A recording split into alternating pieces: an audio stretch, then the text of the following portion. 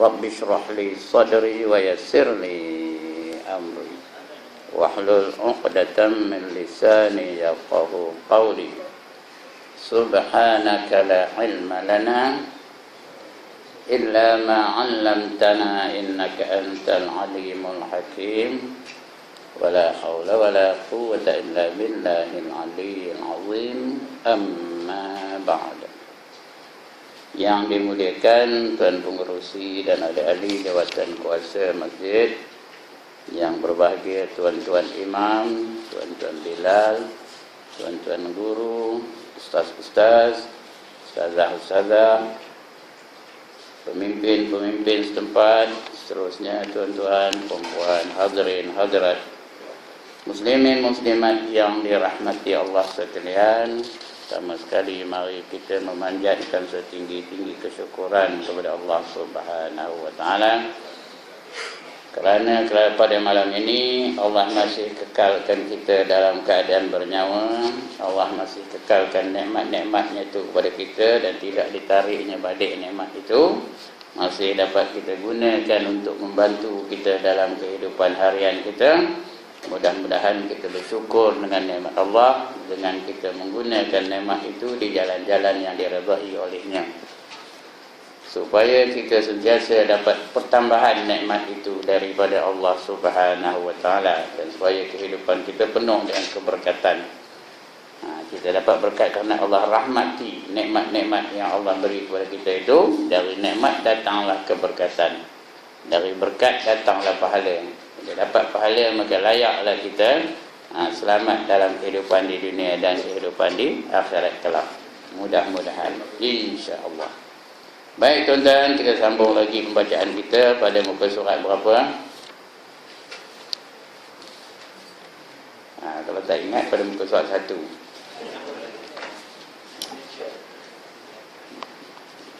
Bulan sudah kita baca yang mana?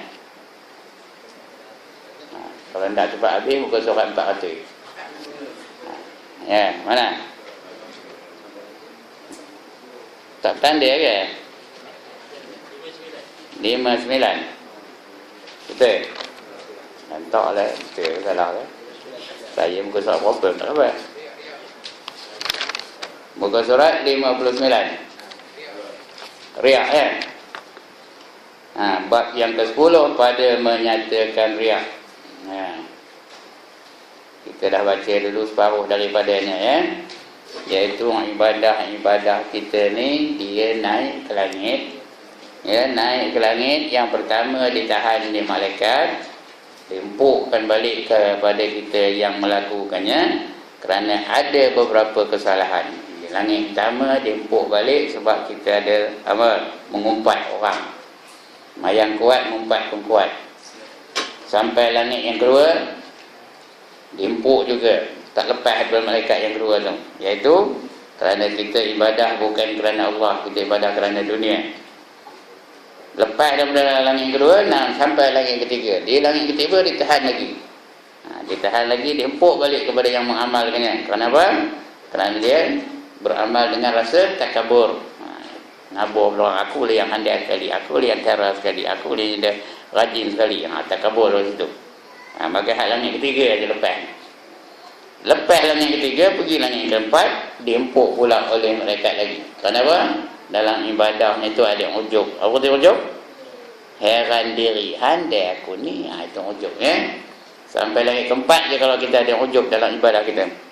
Kalau lepas langit keempat, naik langit kelima. Di langit kelima tahan lagi. Tak lepas langit kelima. Kerana apa? Ibadah itu ada di dalamnya hasad dengki. Yang rajin hasad penuh hasad. Ya. Puasa sunat rajin, dengki pun dengki. Sampai langit kelima je.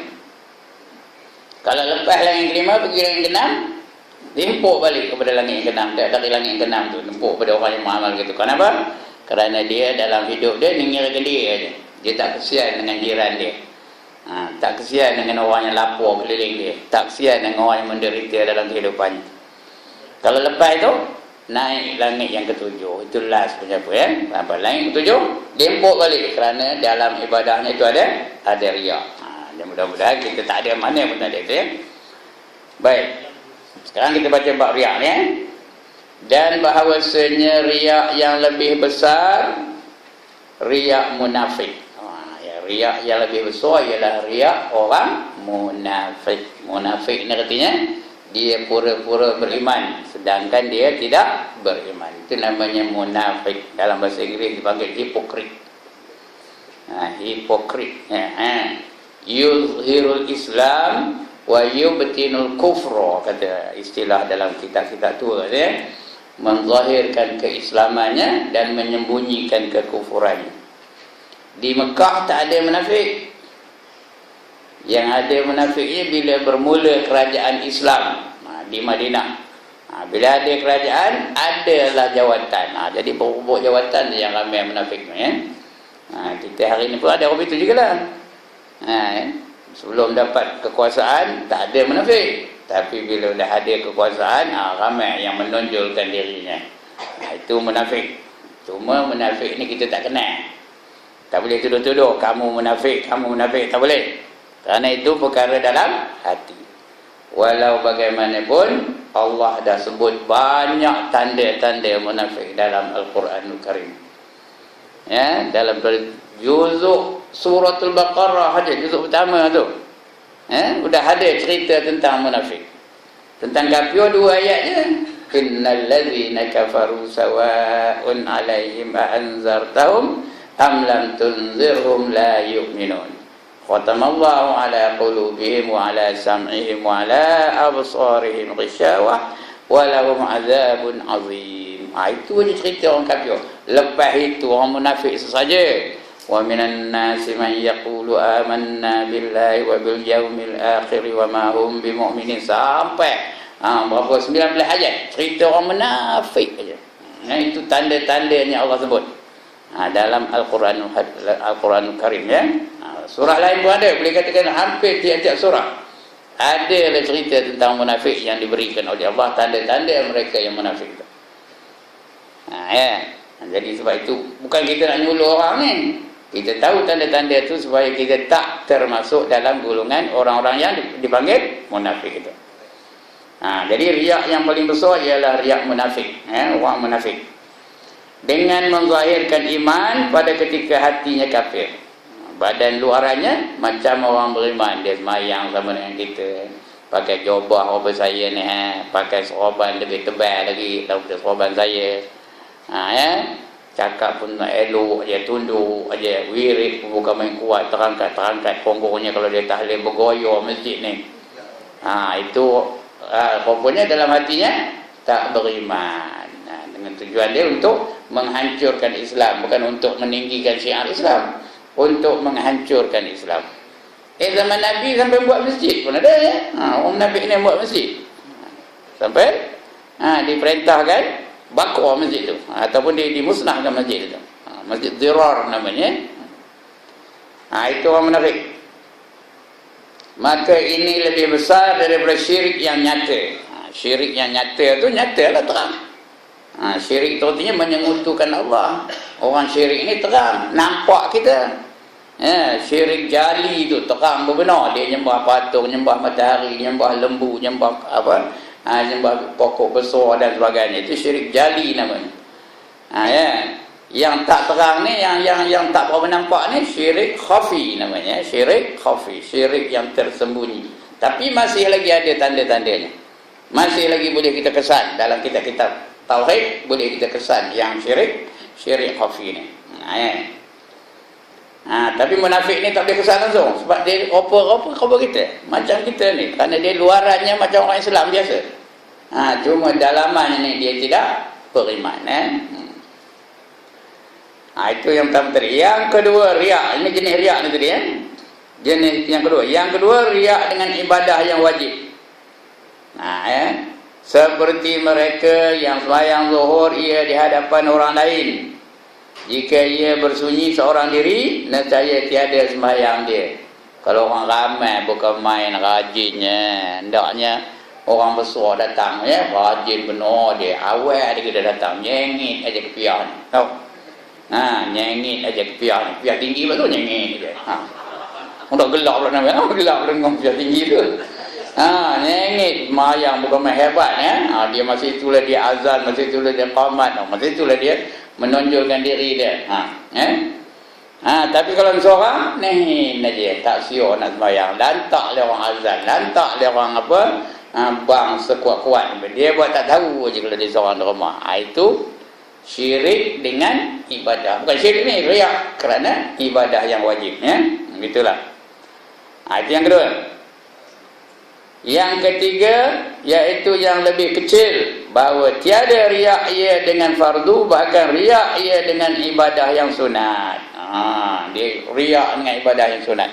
Kalau dia malam tu boleh bangkit tahajud dan umpamanya esoknya tu bercerita lah dia dengan member-member dia, malam kata komen, aku tengah bangkit semayang tahajud, tiba-tiba berdengar lori berlanggar dengan bas, kata katanya, kuat benar bunyinya, kata, sampai tak khusyuk aku semayang, katanya. Padahal dia bukan nak ngaburkan lori berlanggar dengan bas tu, dia nak ngaburkan dia malam tadi bangkit semayang tahajud. Itu riak dia tu. Kadang-kadang dia tak sedar tu. Dia tak sedar yang dia tu riak. Atau takabur. Serupa tu, dia tu tiga-tiga tu serangkai tu. Mula-mula ujub, lepas tu riak, lepas tu takabur. Tiga-tiga tu serangkai dia tu.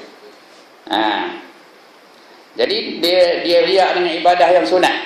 Ibadah-ibadah yang sunat. Kalau dia zikir tu punya kuat bunyinya, la ilaha illallah, la ilaha illallah, terangkat panggung tu, bergoyang masjid ni. Itu. Tu riak dia tu. Saja nak nunjuk-nunjuk pada orang. Ibadah yang sunat. Dan ketahui olehmu bahawasanya ubat bagi riak itu menolak akan segala sebabnya. Apa sebab riak tu? Ada 3 sebab mengapa seseorang itu riak ya. Menolaknya dengan menolakkan sebabnya dulu, ditolak sebabnya dulu, kemudian baru boleh hilang riak. Iaitu ada 3 perkara. Pertama, kasih akan dipuji. Itu yang dia riak tu, supaya dipuji dia orang. Ya, tak kira lah amalannya tu yang wajib ke yang sunat ke, tapi dia nak dipuji dia orang. Bila lepas ini kan, saya tanya kami, macam kami, sedap saya ngajar tadi. Sedap ustaz kata, kembang itu, sampai ke kampung kembang ni. Seronok benar puji dia orang. Tapi kalau kata je tak lah ustaz, ngantuk kemana dengarnya, monyo, tak nak cakap. Sampai ke kampung tak cakap, tanya di isteri saya, cakap ke ni? Ya, tak nak cakap. Itu tanda-tandanya lah ya. Sebenarnya orang tak tahu. Tapi tanda-tandanya boleh kita kesan. Itu tanda riak. Suka dipuji, itu yang pertama ya. Yang kedua, takut dicela.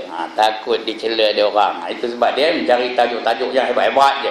Perkataan pun hebat-hebat je. Organisasi, manifestasi, fenomena, lagi apa? Magnitude. Macam-macam perkataan yang hebat-hebat. Supaya orang tengah-angin dengar ni. Padahal dia yang cakap pun dia pun tak tahu apa mana ni. Itu riak tu. Riak dengan ibadah dia. Supaya dipuji dia orang. Yang kedua, takut dicela dia orang. Yang ketiga, loba dengan umpama harta. Dengan sebabnya bukan kerana Allah, sebab kerana harta ya. Macam saya ngajar ni lah, lepas ngajar kan masuk toko, keluar balik, masuk balik, keluar balik, buka bonet, tutup bonet ya, pusing keliling tayar tu, nengok-nengok, tak ada juga benda hari dekat aku ni ya. Jenuh, keluar masuk, haram tak lebih dekat. Ngapa? Envelope belum dapat. Jadi kerana dunia ya, kerana harta. Itu pun yang bukan main-main tu ya. Kadang-kadang dari Ipoh ke Menggajah hendak ada 300 kata dia ya. Tak siapa-siapa tak lah ni, banyak siapa ni ya. Macam itulah kata dia ya. Jadi kerana harta. Jadi malam ni istihar, kalau tak ada envelope pun tak ngapa. Pasal ini kampung saya. This is my kampung. I can come here free of charge. No matter. Tak ada masalah. Tapi kalau bagi nyerongin lah. Jadi bukan kerana harta. Jangan demand ya. Jangan demand. Demand yang tak betul tu. Kalau dibagi orang, itu bukan demand ya. Yang tak betul tu, mendesak. Kalau tak ada apa balik kan tengok pakai telefon. Tadi lupa lagi ya. Lantaklah lupa. Ya. Tuan-tuan, saya nak cerita pengalaman dah. Ya. Kadang-kadang memang lupa dia memang tu tau. Sampai lah pun ada, bertahun tu dah. Sampai lupa lah tu dia. Tak ada cakap apa-apa pun. Tak ada pula kita telefon dia katakan lupakan pula. Ya. Kadang-kadang dia bagi tu ada sekian-sekian banyaknya. Tengok-tengok dalam tu ada sekian duit aja. Yang 50 itu dah tak ada. Yang puluh-puluh tu yang ada dalam. Terima jugalah. Ada sekali tahu buka-buka envelope tengok-tengok RM5. RM5 jauh lah tu. Itu bukanlah semua, setengah tempat RM5. Diam aja lah, jangan kabur apa-apa. Pasal dia bukan sengaja tu, kerana RM5 tu ada duit RM5 yang menyerupai duit 50. Ada tak? Dia silap dah tu. Tapi sebulan itu je dah, lepas itu baliklah semula ya. Itu dia. Jadi macam-macam pengalaman ni tuan-tuan ya. Saya dah kutai kerja ngajar begini ni ya. Sudah tahu. Jadi bukan kerana itu. Kalau tak dapat pun tak apa. Ada duit lain insya-Allah, pencen ada. Anak-anak pun ada bagi sikit-sikit. Apa susah? Bukan kerana harta. Adapun kasih akan dipuji, maka seperti mereka yang menerkam ia akan musuh banyak di dalam peperangan. Ini orang yang perang-perang fi sabilillah ni. Musuh tu ramai, dia pun merekam. Nunjukkan dia tu berani maksudnya. Biar dipuji dia orang, biar tercatat dalam sejarah dia mati kerana berperang dengan ramai musuh. Menerkam ia akan musuh banyak di dalam peperangan, supaya dikatakan orang akan dia berani. Dan ubatnya barang yang telah terdahulu daripada ubat bagi kasih akan kemegahan, dan iaitu bahawa mengetahui ia bahawa puji itu kesempurnaan yang diwahamkan sahaja. Orang puji itu bukan betul-betul kita tu mempunyai ciri-ciri yang layak dipuji. Kadang-kadang kita waham saja pujian tu. Waham tu dia apa? Banyak rasa tak percaya daripada percaya. Itu namanya waham ya. Bukan betul kita tu berani, bukan betul kita tu pemurah, bukan betul kita tu pandai. Cuma orang puji aja kita, nak ambil hati bahasanya. Itu diwahamkan. Kita kena sedar siapa kita. You must realize who you are. Ya. Sebelum kita menerima pujian-pujian orang, kita kena sedar siapa kita ni. Manusia yang hina, datang daripada tempat yang hina, kejadiannya pun dari kejadian yang hina, air yang hina, dalam diri kita tu penuh dengan kehinaan. Ya ke tak ni? Diam je macam tak percaya je. Ya ke tak? Penuh dalam diri kita ni benda yang hina-hina belaka. Korek hidung ada apa? Ada tak hidung. Mulia benar ke tak hidung tu? Laku jual berapa duit sekilo?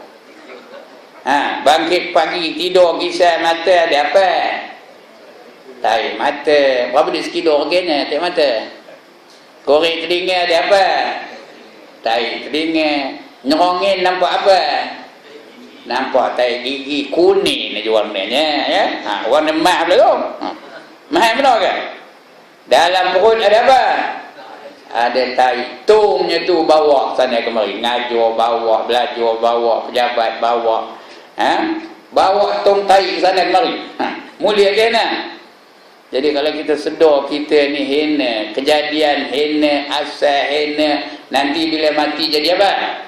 Jadi bangkai yang hina. Apa yang kita nak Kenapa kita nak kejar pujian orang?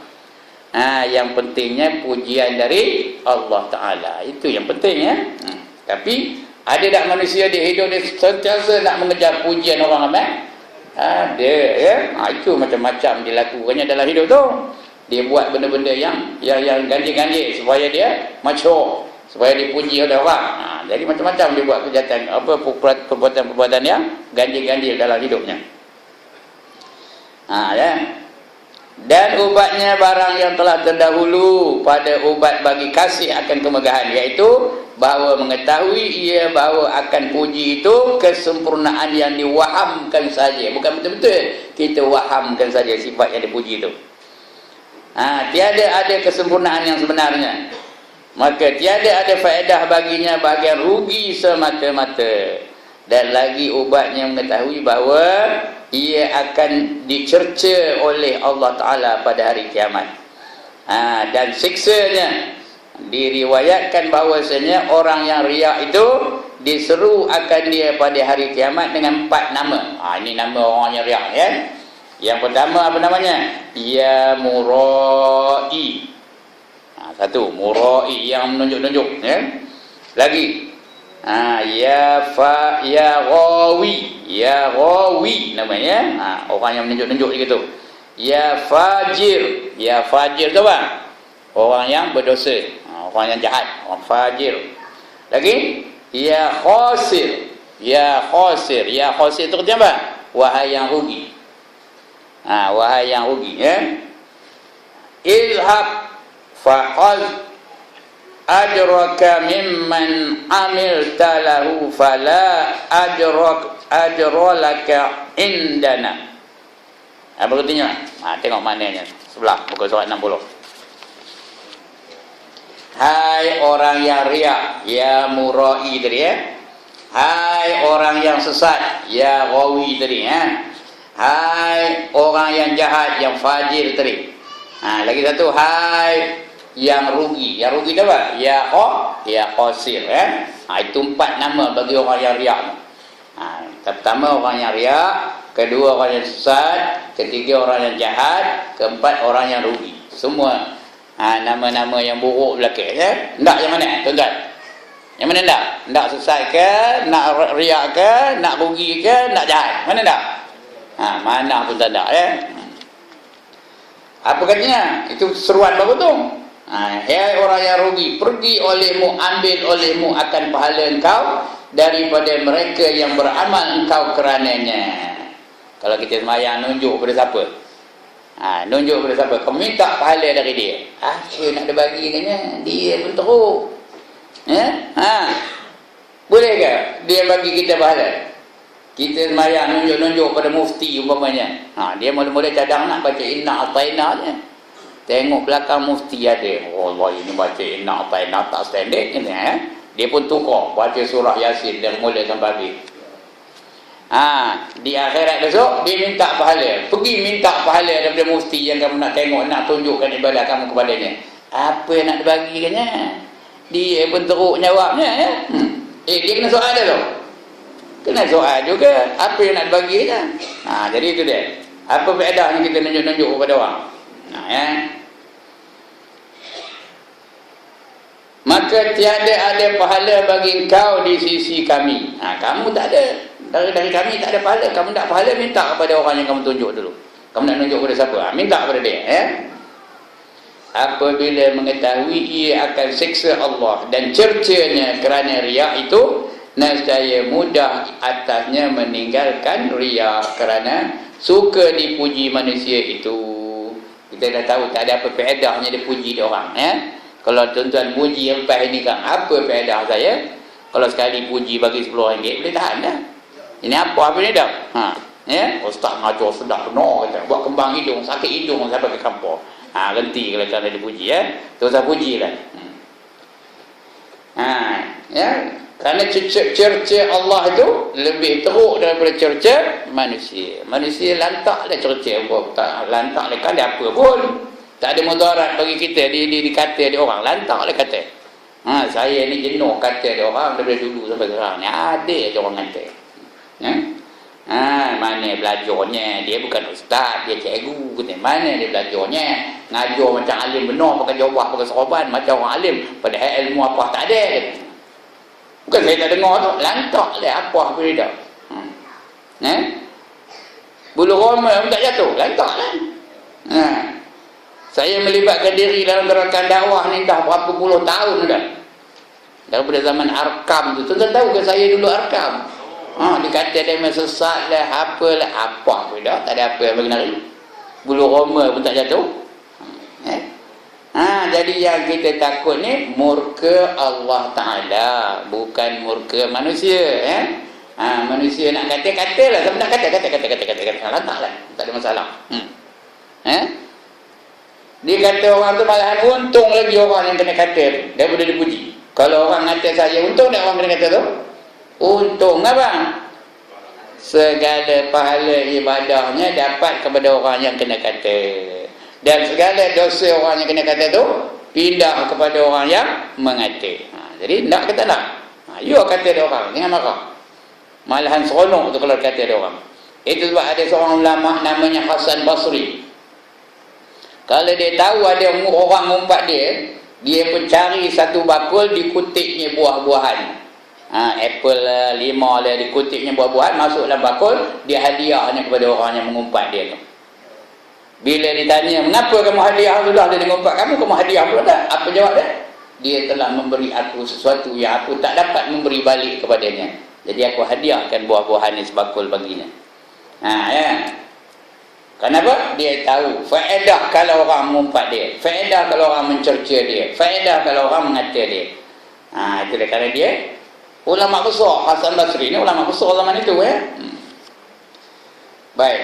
Itu dia. Dan cercanya kerana riak itu nescaya mudah atasnya meninggalkan riak. Kerana suka dipuji manusia itu seperti mereka yang mengetahui akan ada racun dalam air madu. Ini sebotol madu tapi ada racun. Nampak orang bubuh cukai getah dalamnya. Kalau diminum manis lah rasanya, tapi apa akibatnya? Apa akibatnya? Dah kita nampak cukai getah dalam madu ni.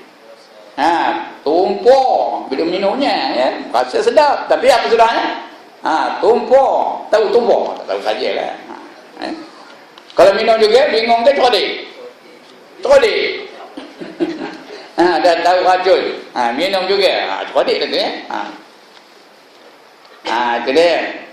Maka sudah mudah atasnya, kalau dah tahu apa itu, mudah atasnya meninggalkan air madu itu. Walaupun madu itu sedap ya. Madu itu manis. Tapi dia tahu dia ada racun dalamnya, boleh mendatangkan mudarat, dia mudah untuk meninggalkannya.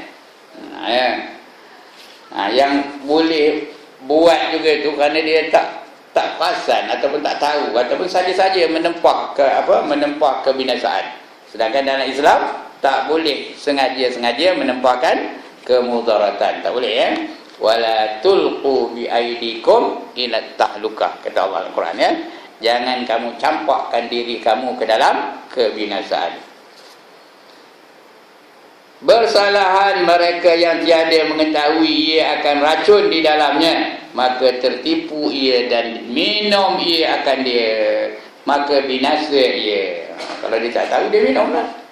Bila minum, akan terimalah akibatnya. Racun dia minum. Dah tahu benda tu racun, minum juga. Macam orang isap dadah tu, dah tahu dadah tu berbahaya, isap juga. Dia tak tahu kan?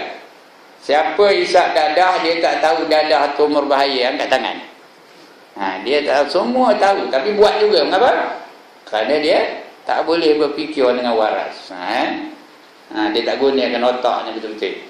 Kalau orang tahu dadah tu berbahaya, dia takkan dekat dengan dadah tu, takkan mau nerima dadah tu. Itu dia ya. Tapi yang bingung ni, dia bantai aje lah.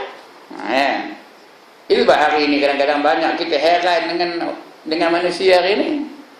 Sudah tahu benda tu bahaya, masa itu dia biar, itu aja dianjurkannya dan sebagainya. Sampai dia ada satu pesta pula, ingat tu. Orang tengah sedih dengan kehilangan kapal terbang, tiba-tiba dianjurkan pesta. Pesta apa ke keluarnya, entah international apa ke namanya ya. Sampai mati. Berapa orang mati? 6 orang mati. Di antara yang mati tu 4 daripada orang Melayu yang beragama Islam. Jadi dia mengisap dadah tu tak tahu ke dadah tu bahaya. Ngapa bantai juga? Pasal dia bingung, tak boleh berfikir dengan waras. Itu yang apa juga, yang terlibat dengan dadah tu juga. Kita lebih habis juga, saya tak sebut dadah, ada lain yang bahaya, bantai juga. Sudah tahu benda tu bahaya, bantai juga. Apa? Entahlah, tanya orang yang berkenaan tahu lah. Dah tahu benda tu bahaya, bantai juga. Baik. Mana keadiannya? Menetapkan ia dalam hatinya bahawasanya bukan tu. racun dalamnya itu, maka tertipu ia dan minum ia akan dia, maka binasa ia. Tambahan lagi menetapkan dia dalam hatinya akan bahawasanya sangat besar ruginya dengan memiliki dengan membeli puji manusia dengan cela dan seksa Allah Ta'ala. Dibeli puji manusia, dia bayar balik dengan seksa Allah Ta'ala. Itu jual beli yang rugi ke jual beli yang untung? Berjual beli orang yang bingung ke berjual beli orang yang tolik ke? Membeli pujian manusia, kita bayar balik dengan seksa dari Allah Ta'ala. Kamu tak puji tak apa, nanti kamu aku seksa. Tak apa, aku tak. Tolik ke bingung tu? Dia tak seksa, asalkan dapat puji. Lantaklah seksa-seksa lah. Nanti aku tak puji manusia. Itu orang bingung namanya. Dan akan bahawasanya suka manusia itu tujuan yang tiada bisa didapat. Nak mencari kesukaan manusia bukannya dapat sentiasa manusia sukakan dia. Sebab itu kita tak usah cari kegemaran manusia, tak usah cari kesukaan manusia. Jangan cari keseronokan manusia, tapi apa yang kita buat biar yang kebenaran. Yang Allah suka, itu yang kita buat. Walaupun manusia tak suka, tak apa, buat juga. Besar ruginya dengan membeli puji manusia dengan cela dan seksa Allah Ta'ala. Dan akan bahawasanya suka manusia itu tujuan yang tiada bisa didapat. Bukan boleh dapat pun. Dia suka tentang itu je, tak lain dah tak suka balik. Mana boleh kita menyuka manusia setiap masa. Dan barang siapa menuntut kesukaan manusia dengan murka Allah, nescaya menjadikan Allah Ta'ala akan mereka itu murka baginya. Dia mencari kemurkaan Allah, sedangkan nak mencari kesukaan manusia. Contohnya dia nak buat kenduri kahwin dah. Nak buat kenduri kahwin. Jadi dia nak menyukakan manusia kelilingnya, maka dipanggil lah. Dipanggil konsert, dipanggil rock ke. Lagi apa? Dipanggil pemain gitar ke, deng malam tu, malam esok tu. Dia ada kogiran dah. Apa lagi? Razal Pati lah. Tak tahu Razal Pati ya? Dulu Pulau Bumbat terkenal dengan Razal Pati Pulau Bumbat, tak kena? Tak tahu? Ya Allah, dia main tak tahu je. Dipanggil itu untuk mencari kesukaan manusia. Ramai orang datang, ramai orang puji. Bagus dia penuh ramai, meriah betul orang. Razal Pati datang dia menari-nari, dangdut lah apalah. Tapi dia mengundang kemurkaan Allah. Yang mana enggak? Hendak kesukaan manusia ke hendak kemurkaan Allah Ta'ala? Itu je. Dia memilih kemurkaan Allah Ta'ala kerana nak dapatkan kesukaan manusia. Itu orang bingung namanya itu. Dan saya menjadikan Allah Ta'ala itu akan mereka itu murka baginya. Dia tempat dimurkai oleh Allah Ta'ala. Ada pun sebab riak yang kedua. Tadi yang pertama supaya puji dia orang. Sebab riak yang kedua maka iaitu takut dicela manusia. Takut dicela oleh manusia. Maka ubatnya bahawa menetapkan dia dalam hatinya akan bahawasanya cela mereka itu tiada memberi mudarat akan dia jika ada ia dipuji pada sisi Allah Ta'ala. Kalau Allah gemar, manusia benci, mana yang menguntungkan kita? Lantaklah manusia benci, tapi Allah gemar. Kalau Allah gemar, dia diberi nikmat di akhirat nanti. Tidak diseksa oleh Allah di akhirat nanti. Dikubur pun tak ada kena seksa. Jadi kita biar manusia semua benci, tak apa. Janji Allah tidak benci. Janji Allah tidak murka. Ada pun sebab riak yang kedua tu, bahasanya menetapkan ia dalam hatinya akan bahawasanya cela mereka itu tiada memberi mudarat akan dia jika ada ia yang dipuji pada sisi Allah Ta'ala. Dan menetapkan ia di dalam hatinya akan bahawasanya tiada mengerjakan ia akan riak yang sebab bagi murka Allah Ta'ala. Bila riak, Allah murka, kerana riak tu hukumnya haram.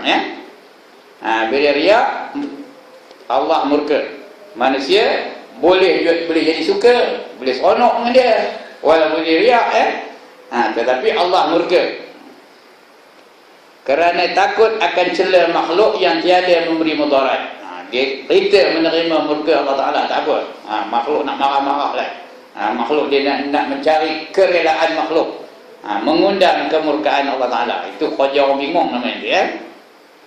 Dan memada akan dia oleh bahawasanya manusia jika mengetahui mereka itu akan qasad riak yang di dalam hatinya, nescaya benci mereka itu akan dia. Kalau dia tahu apa yang boleh membawa riak, dia pasti akan benci dengannya. Itu guna kita ngaji ni. Bila kita ngaji, kita sedar. Datang realization tu sedar. Kita ni riak, kita ni ujub, kita ni takabur. Ya, kadang-kadang kita tak sedar ni, kan orang tak ngaji ni tak sedar. Bila kita ngaji baru sedar, ini riak. Aku tak nak riak ni berdosa. Yang ni ujub, aku tak nak ujub ni berdosa. Yang ni takabur ni berdosa. Orang takabur dia di akhirat nanti, ya, Allah jadikan dia sebagai semut yang kecil. Kemudian diletak di tengah perjalanan di padang mahsyar. Apa buat dia orang? Dia kacak-kacak dia orang semua tu, kerana dia dalam dunia ni membesarkan dirinya, takabur. Dan dia tahu, kalau dia ngaji baru dia tahu. Bila dia tahu, dia akan mengelakkan dirinya daripada takabur, mengelakkan dirinya daripada riak, mengelakkan dirinya daripada ujub. Kenapa? Sudah ada tanda-tandanya tu. Allah bagi tahu tanda-tandanya. Ulama-ulama dah bagi tahu tanda-tanda ujub, tanda-tanda riak, tanda-tanda takabur dan sebagainya. Jadi dia dapat mengelakkan dirinya. Itu guna kita mengaji tu.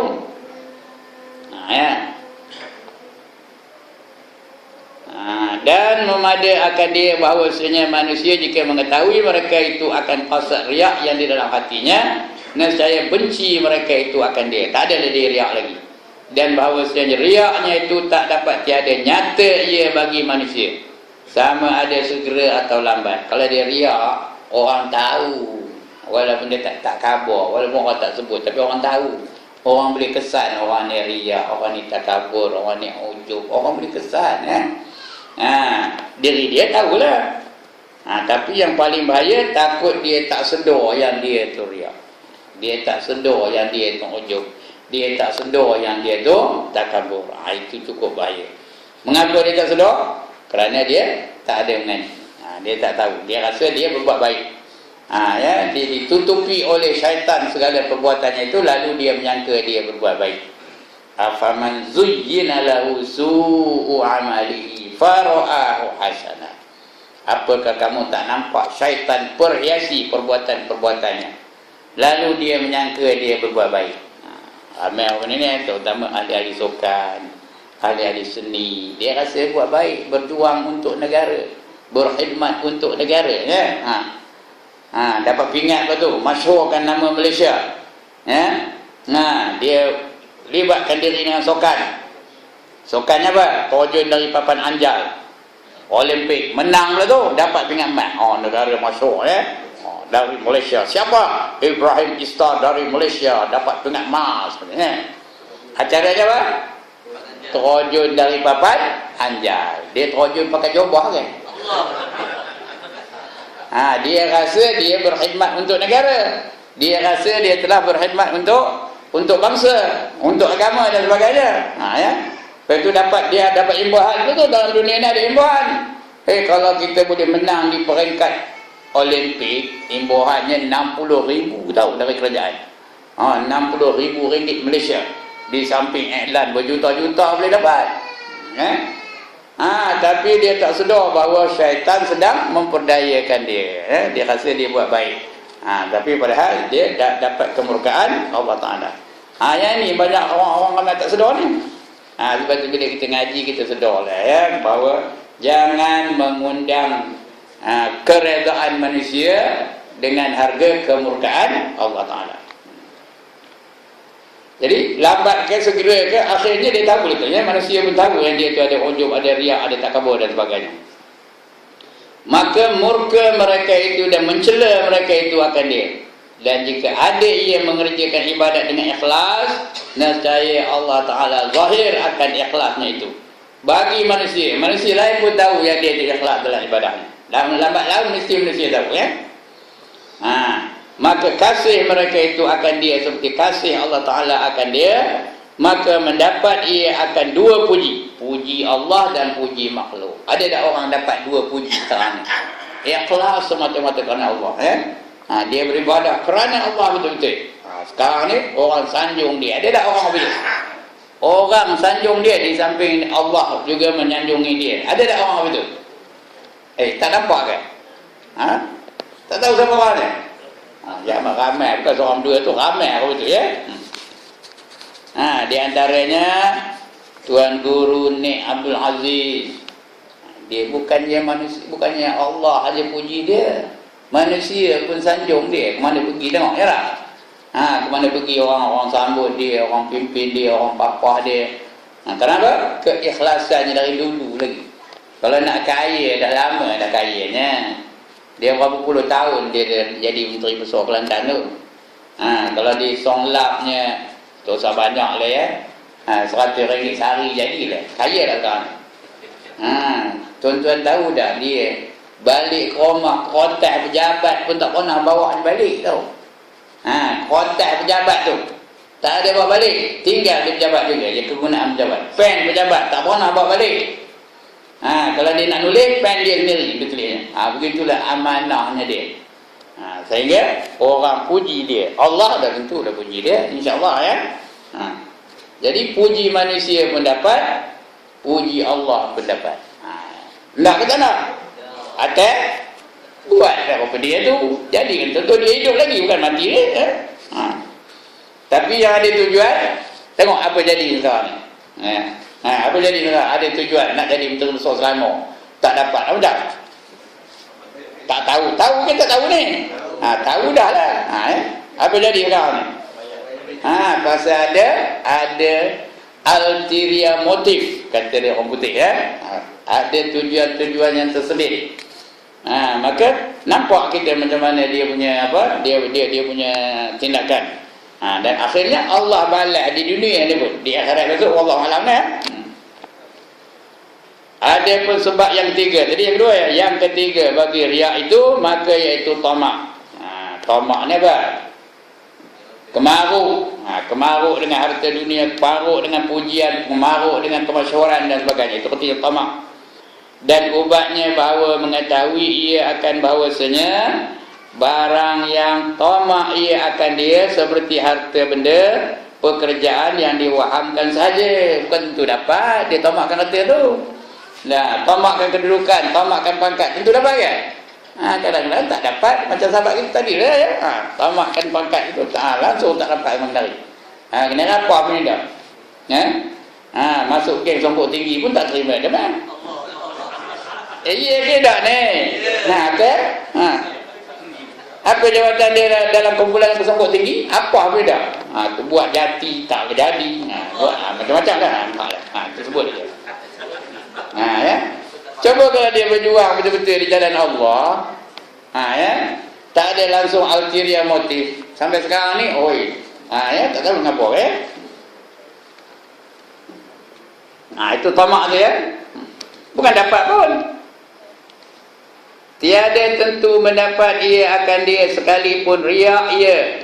Dan luput redha Allah Ta'ala dengan sebab riaknya itu. Kalau dia riak, luput redha Allah Ta'ala. Tak ada redha lagi. Ya, sebab riaknya itu pekerjaan yang tetap diyakinkan. Dan bahawasanya mereka yang tamak pada makhluk tiada sunyi ia daripada kehinaan. Orang yang tamakkan makhluk, tamakkan dunia, dia pasti melalui kehidupan yang hina. Dia akan berhadapan dengan kehinaan. Lambat laun orang pun tahu. Bila orang pun tahu, orang pandang rendah kepada dia. Dan barang siapa meninggalkan akan tamak pada makhluk, nescaya memberi akan dia oleh Allah Ta'ala daripada sisinya. Siapa yang tamak, tidak tamak kepada makhluk, Allah akan bagi harta benda ke apa saja di sisinya. Rezeki dia pun tak sedar dari mana datangnya. Ada je rezeki dia bagi Tuhan. Maka apabila menghadirkan ia di dalam hatinya akan nikmat syurga, dan mengetahui ia akan bahawasanya luput ia dengan sebab riak, dia tahu nikmat syurga tu begini. Nikmatnya bukan macam nikmat dunia ni ya. Jadi takkanlah dia riak lagi. Kerana kalau dia riak, takkan dapat masuk ke dalam syurga ya. Tidak akan masuk orang itu ke dalam syurga kalau dalam dirinya itu ada riak walaupun sebesar biji sawi. Biji sawi macam mana? Besar mana biji sawi, ada besar nombor. Kalau ada besar biji sawi, itu riaknya dia takkan dapat masuk ke dalam syurga. Jadi, bila dah tahu jadi tak ada dia riak. Dia hilang riak itu dalam diri dia. Nescaya berpaling oleh hatinya daripada makhluk. Kerana bila dia tak makhluk, dia jadi riak. Bukannya kerana Allah, kerana makhluk. Dia jadi riak. Jadi berpalinglah dia daripada makhluk. Dan melempah atasnya oleh cahaya ikhlas. Bila tak ada riak, ikhlas lah. Lawan riak itu ikhlas. Semata-mata ikhlas. Semata-mata kerana Allah. Wa ma umiru illa liya'budullah. Hujung. Mukhlisina lahuddin. Dan kamu tidak diperintahkan untuk beribadat kepada Allah semata-mata mukhlisin, ikhlas dan kerana agama. Kalau ada dia ikhlas, tak ada dia riak. Dia lawan-lawan tu. Ada riak, tak ada ikhlas. Ada ikhlas, tak ada riak. Jadi pilih yang mana satu. Nescaya berpaling oleh hatinya daripada makhluk dan melempah atasnya cahaya ikhlas. Dan membantu akan dia oleh Allah Ta'ala dengan taufiknya. Bila dia ikhlas, Allah bantu. Macam tuan-tuan ikhlas. Allah bantu datang. Dari seberang datang, dari kami ke jauh datang, dari seberang perak. Allah bantu dia datang. Kadang start motor tak mau start dia. Lama-lama ada je orang tolong. Dia ni saya tahulah ya. Kadang rosak keretanya. Lepas tu dia masa arkam tu dia ni. Rosak kereta tu. Dekat pokok besar jalan Kota Baru tu. Ada dekat pokok besar tu. Hantu pun nak masuk. Tak ada pula boleh cekik hantu pun, elok je. Kenapa? Kerana Allah ada bersamanya. Itu dia. Dan ketahui olehmu, sikit lagi tuan-tuan tak payah nak jam sikit lagi. Dan ketahui olehmu akan bahawasanya setengah daripada ubat yang menegah daripada datang riak itu, bahawa engkau sembunyikan ibadat engkau seperti menyembunyikan engkau akan kejahatan engkau. Siapa ada nunjuk kejahatan dia? Angkat tangan. Siapa nunjuk dia dulu pencuri, dia dulu berzina, dia dulu merompak? Ada? Kita biasanya kita sembunyikan kejahatan kita. Betul tak? Macam itulah juga seelok-eloknya kita sembunyikan ibadah kita. Macam mana